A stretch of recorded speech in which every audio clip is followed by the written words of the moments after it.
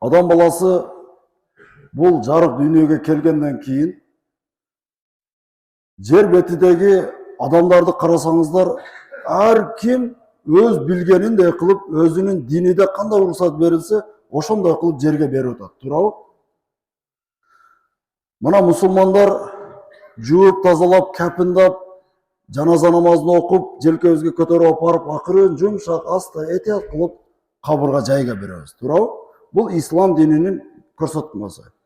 Эгер инсан өлүм төшөгүнө жакындап калып, өтөөргө, каза болорго аз убакыт калса,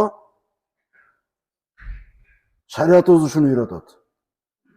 Калимаи шахадат деп алдыга барып айтып тургула дейт. Ла илаха иллаллах, ла илаха иллаллах, ла илаха иллаллах. Мухтасар деген китепте айтат, бул аз өтөөргө аз убакыт калды да бул кишиники. Мухтасар деген китепте айтылат, колудан кармап жоса кулагыга, жоса калиманы айт деп мажбурлабагыла дейт. Мажбурлабагыла. Неге? Анткени жан чыгып аткан мезгилде адам ушундай катуу кыйналат дейт. Бул жарык дүйнөдө ондан башка кыйналган эмес, мындай кыйналган эмес дейт. Жанын чыгышы ушунчалык катуу кыйынчылык менен чыгат дейт.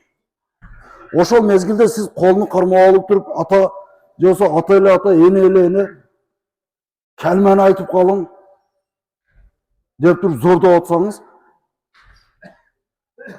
айтпаймын деп баш тартып койсо, динсиз кетип калат. Ыймансыз кетип калышы мүмкүн.